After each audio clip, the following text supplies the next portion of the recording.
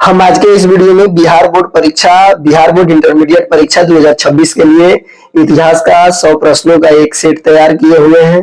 तो चलिए आज के इस वीडियो को शुरू करते हैं। और यह सभी इंपोर्टेंट क्वेश्चन का एक सेट है और अपना पहला सेट है। इसी प्रकार का सेट आगे भी डाला जाएगा चैनल पे, तो चैनल को सब्सक्राइब कर लीजिएगा। अपना पहला क्वेश्चन दिया हुआ है, सिंधु घाटी सभ्यता में विशाल स्नानागार के अवशेष कहाँ से प्राप्त हुए? तो ऑप्शन नंबर ए है हड़प्पा से, ऑप्शन नंबर बी है मोहनजोदड़ो से, ऑप्शन नंबर सी है कालीबंगान से, ऑप्शन नंबर डी है लोथल से। तो इसका सही उत्तर होगा मोहनजोदड़ो से। आगे दिया हुआ है, हड़प्पा सभ्यता किस युग की सभ्यता है? ऑप्शन नंबर ए है नवपाषाण युग का, ऑप्शन नंबर बी है पूर्व पाषाण युग का, ऑप्शन नंबर सी है लौह युग का, ऑप्शन नंबर डी है कांस्य युग का। तो इसका सही उत्तर होगा हड़प्पा सभ्यता कांस्य युग की सभ्यता है।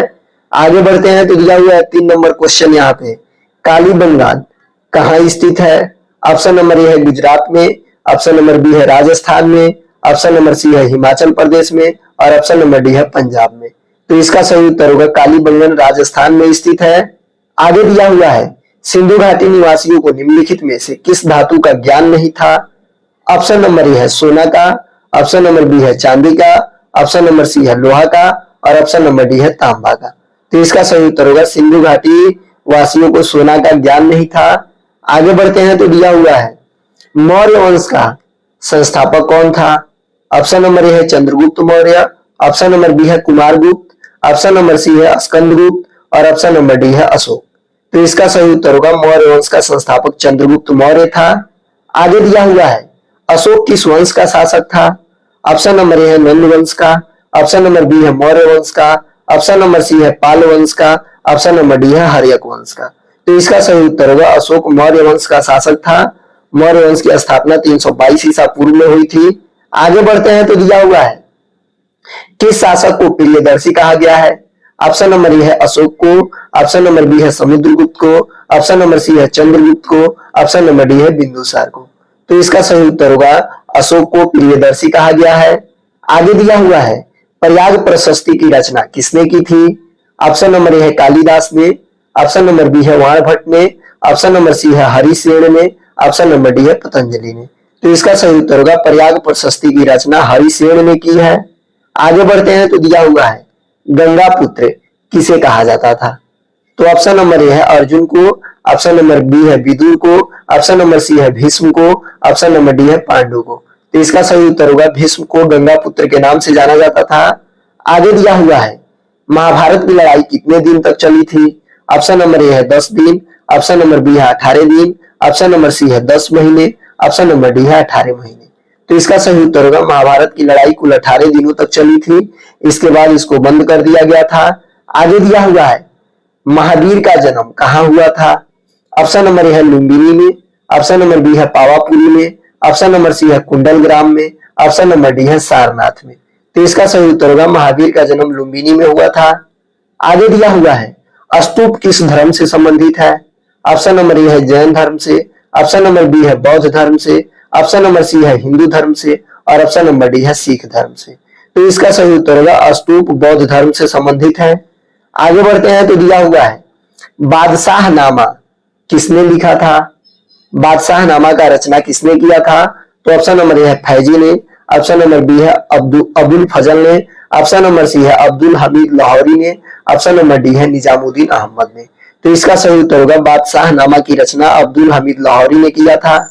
आगे दिया हुआ है, भारत का अंतिम मुगल सम्राट कौन था? ऑप्शन नंबर ए है शाहजहां ने, शाहजहां, ऑप्शन नंबर बी है औरंगजेब, ऑप्शन नंबर सी है बहादुर शाह जफर और ऑप्शन नंबर डी है मोहम्मद शाह। तो इसका सही उत्तर होगा भारत का अंतिम मुगल सम्राट बहादुर शाह जफर थे, जो 1857 की क्रांति के बाद 1862 ईस्वी में इनकी मृत्यु हो गई रंगून बर्मा में। आगे बढ़ते हैं तो दिया हुआ है, पानीपत का प्रथम युद्ध कब हुआ था? ऑप्शन नंबर ए है 1509 ईस्वी में, ऑप्शन नंबर बी है 1526 ईस्वी में, ऑप्शन नंबर डी है 1556 ईस्वी में, ऑप्शन नंबर डी है 1561 ईस्वी में। तो इसका सही उत्तर होगा पानीपत की प्रथम युद्ध 1526 ईस्वी में हुई थी। 21 अप्रैल 1526 ईस्वी को यह युद्ध बाबर और इब्राहिम लोदी के बीच हुई थी।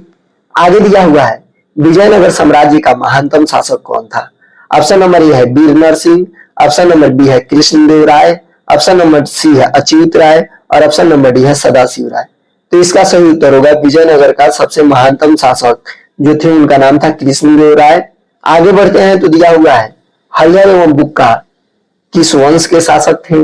ऑप्शन नंबर ए है संगम वंश के, ऑप्शन नंबर बी है तुलु वंश के, ऑप्शन नंबर सी है सालू वंश के, ऑप्शन नंबर डी है अराविडु वंश के। तो इसका सही उत्तर होगा हरिहर एवं बुक्का संगम वंश के शासक थे। आगे दिया हुआ है विजयनगर की यात्रा पर आने वाला प्रथम विदेशी यात्री कौन था? ऑप्शन नंबर ए है Niccolo Conti, option number B है Abdul Razzaq, option number C है Domingos Paes, option number D है फर्नाओ नोनिज। तो इसका सही उत्तर होगा विजयनगर की यात्रा पर आने वाला प्रथम यात्री था निकोलो कोंटी। आगे बढ़ते हैं तो दिया हुआ है शेख मोइनुद्दीन चिश्ती का दरगाह कहाँ स्थित है? ऑप्शन नंबर ए है अजमेर में, ऑप्शन नंबर बी है दिल्ली में, ऑप्शन नंबर सी है आगरा में और ऑप्शन नंबर डी है धौलपुर में। तो इसका सही उत्तर होगा शेख मोइनुद्दीन की चिश्ती अजमेर में स्थित है। आगे बढ़ते हैं तो दिया हुआ है तलवंडी किसका जन्म स्थान था? तो ऑप्शन नंबर ए है कबीर का, ऑप्शन नंबर बी है नानक का, ऑप्शन नंबर सी है रैदास का, ऑप्शन नंबर डी है मीरा का। तो इसका सही उत्तर होगा तलवंडी नानक का जन्म स्थान था। इनका जन्म 1469 ईस्वी में हुआ था तलवंडी वर्तमान के लाहौर में। आगे बढ़ते हैं तो दिया हुआ है कुतुब मीनार का निर्माण किसने शुरू किया था? ऑप्शन नंबर ए है इल्तुतमिश ने, ऑप्शन नंबर बी है जलालुद्दीन खिलजी ने, ऑप्शन नंबर सी है कुतुबुद्दीन ऐबक ने और ऑप्शन नंबर डी है रजिया ने। तो इसका सही उत्तर होगा कुतुब मीनार का निर्माण सबसे पहले इसका शुरुआत कुतुबुद्दीन ऐबक ने किया था, लेकिन इसके काम को पूरा इल्तुतमिश ने करवाया था। आगे दिया हुआ है बीजक में किसके उपदेश संग्रहित हैं? ऑप्शन नंबर ए है कबीर की, ऑप्शन नंबर बी है गुरु नानक की, ऑप्शन नंबर सी है चैतन्य की और ऑप्शन नंबर डी है रामानंद की। तो इसका सही उत्तर होगा बीजक में कबीर के संदेश समाहित हैं यानी उपदेश संग्रहित हैं। आगे बढ़ते हैं तो दिया हुआ है किताब उर रेहला में किसकी यात्रा वृत्तांत मिलता है? ऑप्शन नंबर ए है अल बरूनी का, ऑप्शन नंबर बी है अबुल फजल का, ऑप्शन नंबर सी है इब्न बतूता का और ऑप्शन नंबर डी है बर्नियर का। तो इसका सही उत्तर होगा किताब उर रेहला में इब्न बतूता की यात्रा वृत्तांत मिलती है। आगे दिया हुआ है अल बरूनी किसके साथ भारत आया था? ऑप्शन नंबर ए है मोहम्मद बिन कासिम के साथ, ऑप्शन नंबर बी है महमूद गजनवी के साथ, ऑप्शन नंबर सी है मोहम्मद गौरी के साथ, ऑप्शन नंबर डी है तैमूर के साथ। तो इसका सही उत्तर होगा अल बरूनी मोहम्मद गजनवी के साथ भारत आया था। आगे बढ़ते हैं तो दिया हुआ है यहाँ पे इब्न बतूता किस देश का यात्री था? ऑप्शन नंबर ए है इटली का, ऑप्शन नंबर बी है रूस का, ऑप्शन नंबर सी है चीन का और ऑप्शन नंबर डी है मोरक्को का। तो इसका सही उत्तर होगा इब्न बतूता मोरक्को का निवासी था, मोरक्को का। आगे दिया हुआ है हुमायूंनामा किसने लिखा था? ऑप्शन नंबर ए है फैजी ने, ऑप्शन नंबर बी है अबुल फजल ने, ऑप्शन नंबर सी है गुलबदन बेगम ने, ऑप्शन नंबर डी है अब्दुल हमीद लाहौरी ने। तो इसका सही उत्तर होगा हुमायूंनामा का रचना गुलबदन बेगम ने किया था अपने भतीजे के आग्रह पे यानी अकबर के आग्रह पे। गुलबदन बेगम ने अपने भाई के आत्मकथा का वर्णन किया था जिसका नाम हुमायूंनामा रखा। आगे बढ़ते हैं तो दिया हुआ है कोल विद्रोह कब हुआ था? तो ऑप्शन नंबर ए है 1825 ईस्वी में, ऑप्शन नंबर बी है 1828 ईस्वी में, ऑप्शन नंबर सी है 1831 ईस्वी में और ऑप्शन नंबर डी है 1855 ईस्वी में। तो इसका सही उत्तर होगा कोल विद्रोह 1831 ईस्वी में हुआ था। आगे दिया हुआ है संथाल विद्रोह के नेता कौन थे? तो ऑप्शन नंबर ए है सिद्धू और कानू, ऑप्शन नंबर बी है बुद्धू भगत, ऑप्शन नंबर सी है Birsa Munda, option number D है ताना भगत। तो इसका सही उत्तर होगा संथाल विद्रोह के जो नेता थे उनका नाम था सिद्धू कानू, यह 1855 में हुआ था शायद। आगे बढ़ते हैं तो दिया हुआ है अस्थाई बंदोबस्त कर्नवालिस ने कब लागू किया था? यानी लॉर्ड कर्नवालिस ने अस्थाई बंदोबस्त को कब लागू किया था? ऑप्शन नंबर ए है 1770 ईस्वी में, ऑप्शन नंबर बी है 1772 ईस्वी में, ऑप्शन नंबर सी है 1793 ईस्वी में और ऑप्शन नंबर डी है 1795 ईस्वी में। तो इसका सही उत्तर होगा अस्थाई बंदोबस्त को 1793 ईस्वी में लॉर्ड कर्नवालिस ने लागू किया था। आगे दिया हुआ है फ्रांसीसी बुकानन कौन था? ऑप्शन नंबर ए है यात्री, ऑप्शन नंबर बी है चिकित्सक, ऑप्शन नंबर सी है इतिहासकार और ऑप्शन नंबर डी है क्रांतिकारी। तो इसका सही उत्तर होगा फ्रांसीसी बुकानन इतिहासकार था। आगे बढ़ते हैं तो दिया हुआ है यहाँ पे दक्कन दंगा आयोग कब नियुक्त हुआ था? ऑप्शन नंबर ए है 1931 ईस्वी में, ऑप्शन नंबर बी है 1857 ईस्वी में, ऑप्शन नंबर डी सी है 1875 ईस्वी में और ऑप्शन नंबर डी है 1893 ईस्वी में। तो इसका सही उत्तर होगा दक्कन दंगा आयोग का गठन 1875 ईस्वी में हुआ था। आगे दिया हुआ है रानी लक्ष्मीबाई का जन्म कहाँ हुआ था? ऑप्शन नंबर ए है झांसी में, ऑप्शन नंबर बी है काशी में, ऑप्शन नंबर सी है कानपुर में और ऑप्शन नंबर डी है कालपी में। तो इसका सही उत्तर होगा रानी लक्ष्मीबाई का जन्म काशी में हुआ था, वाराणसी काशी में। आगे बढ़ते हैं तो दिया हुआ है 1857 के विद्रोह का पटना में नेतृत्व किसने किया था? ऑप्शन नंबर ए है पीर अली, ऑप्शन नंबर बी है Amar Singh, option number C है वाजिद अली और ऑप्शन नंबर डी है कुंवर सिंह। तो इसका सही उत्तर होगा 1857 के विद्रोह में पटना का नेतृत्व एक पुस्तक विक्रेता जिनका नाम पीर अली था उन्होंने किया था, और कुंवर सिंह बिहार का नेतृत्व किए थे जिनका संबंध जगदीशपुर आरा से था। आगे दिया हुआ है 1857 के विद्रोह के समय भारत का गवर्नर जनरल कौन था? ऑप्शन नंबर ए है वलरुल्ला, ऑप्शन नंबर बी है बैटिक, ऑप्शन नंबर सी है कैनिंग और ऑप्शन नंबर डी है डलहौजी। तो इसका सही उत्तर होगा उस समय भारत का गवर्नर जनरल लॉर्ड कैनिंग था। आगे बढ़ते हैं तो दिया हुआ है वास्को डी गामा भारत कब आया था? तो इसका सही उत्तर होगा वास्को डी गामा भारत मई 1498 ईस्वी में आया था। आगे दिया हुआ है भारत में रेलवे की शुरुआत कब हुई थी? ऑप्शन नंबर ए है 1753 ईस्वी में, ऑप्शन नंबर बी है 1773 ईस्वी में, ऑप्शन नंबर सी है 1853 ईस्वी में और ऑप्शन नंबर डी है 1873 ईस्वी में। तो इसका सही उत्तर होगा 16 अप्रैल 1853 ईस्वी को भारत में सबसे पहली बार रेल चली थी जो मुंबई से लेकर ठाणे तक चली थी। इसको चलाने के लिए 3 इंजन आया था इंग्लैंड से। आगे दिया हुआ है गांधी जी चंपारण कब गए? तो ऑप्शन नंबर है 1909 ईस्वी में, ऑप्शन नंबर बी है 1917 ईस्वी में, ऑप्शन नंबर सी है 1920 ईस्वी में और ऑप्शन नंबर डी है 1942 ईस्वी में। तो इसका सही उत्तर होगा गांधी जी चंपारण 1917 ईस्वी में गए थे। आगे दिया हुआ है खेड़ा किस राज्य में स्थित है? ऑप्शन नंबर ए है बिहार में, ऑप्शन नंबर बी है बंगाल में, ऑप्शन नंबर सी है उड़ीसा में और ऑप्शन नंबर डी है गुजरात में। तो इसका सही उत्तर होगा खेड़ा गुजरात राज्य में स्थित एक जिला है। आगे बढ़ते हैं तो दिया हुआ है जालियांवाला बाग हत्याकांड कब हुआ था?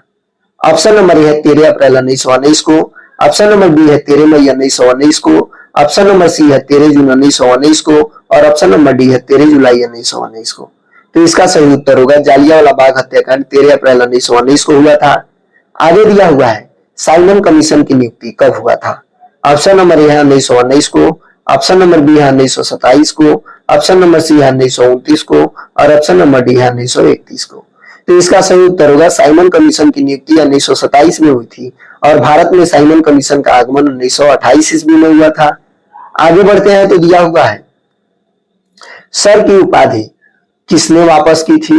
तो ऑप्शन नंबर ए है Mahatma Gandhi, option number B है बाल Gangadhar Tilak, option number C है Gopal Krishna Gokhale, option number D है रविंद्रनाथ टैगोर।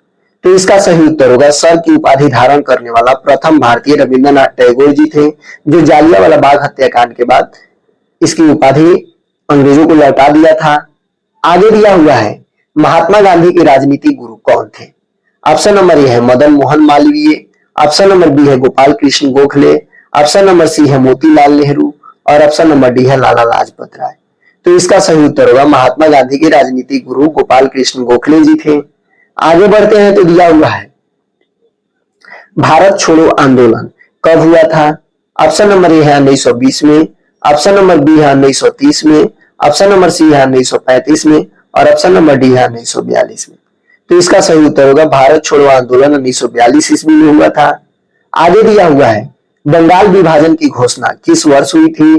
तो ऑप्शन नंबर ए है 1905 ईस्वी में, ऑप्शन नंबर बी है 1906 ईस्वी में, ऑप्शन नंबर सी है 1907 ईस्वी में और ऑप्शन नंबर डी है 1908 ईस्वी में। तो इसका सही उत्तर होगा बंगाल विभाजन की घोषणा 1905 ईस्वी में हुई थी। आगे बढ़ते हैं तो दिया हुआ है कैबिनेट मिशन भारत कब आया था?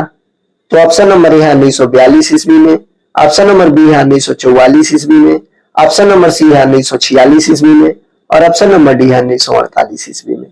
तो इसका सही उत्तर होगा कैबिनेट मिशन का भारत में 1946 में आगमन हुआ था। आगे दिया हुआ है कांग्रेस की स्थापना कब हुई थी? ऑप्शन नंबर ए है 1805 ईस्वी में, ऑप्शन नंबर बी है 1835 ईस्वी में, ऑप्शन नंबर सी है 1858 ईस्वी में और ऑप्शन नंबर डी है 1885 ईस्वी में। तो इसका सही उत्तर होगा कांग्रेस की स्थापना 1885 ईस्वी में हुई थी, मुंबई में इसकी स्थापना हुई थी।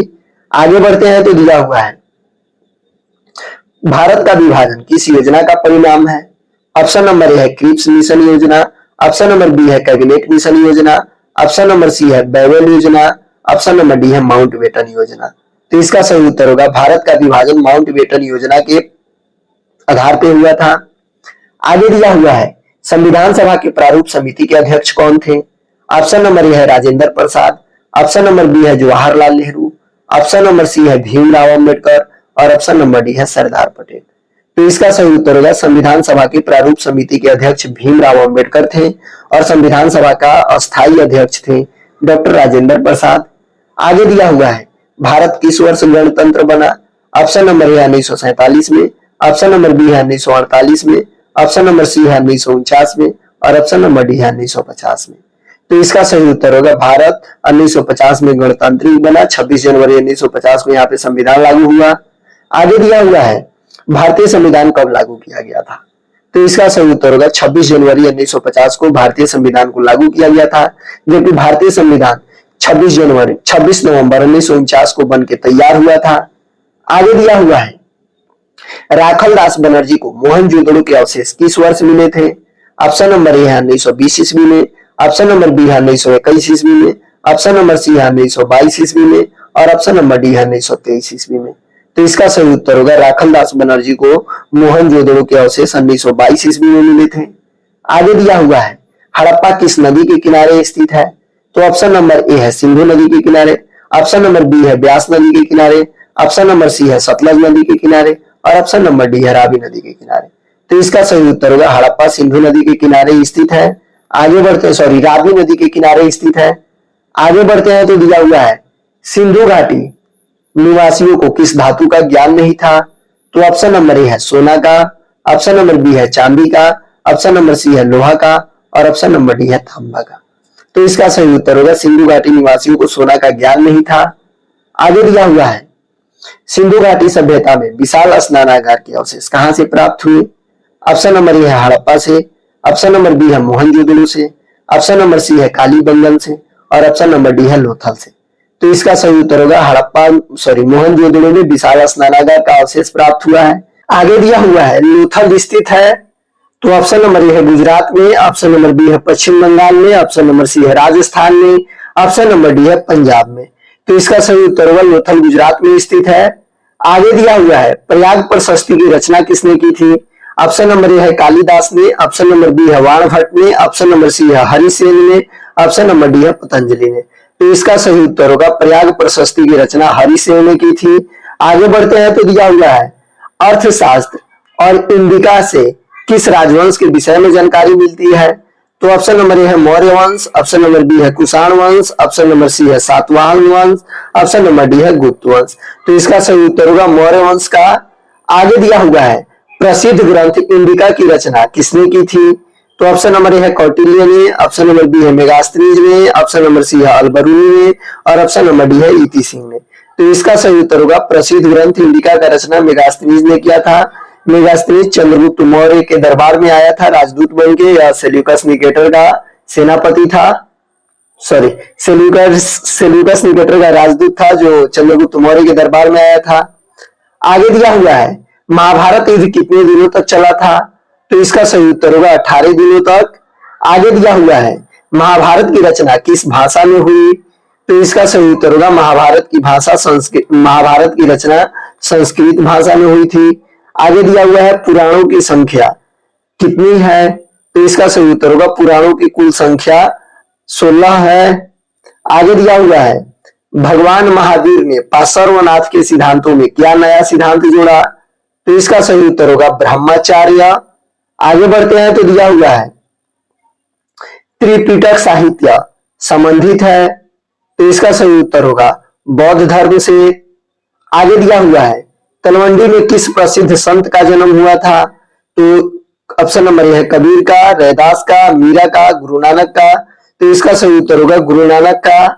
आगे बढ़ते हैं तो दिया हुआ है इब्न बतूता ने अपनी यात्रा का विवरण किस भाषा में लिखा था? तो इसका सही उत्तर होगा इब्न बतूता ने अपनी यात्रा का विवरण फारसी भाषा में लिखा था। आगे दिया हुआ है अलबरूनी किसके साथ भारत आया था? तो इसको पहले देखें हम लोग। इसका सही उत्तर होगा मोहम्मद गजनवी का। इसमें कुछ आंसर क्वेश्चन जो है रिपीट हो चुका है तो उसके लिए सॉरी। आगे दिया हुआ है इब्न बतूता किस देश का निवासी था, तो इसका सही उत्तर होगा मोरक्को का।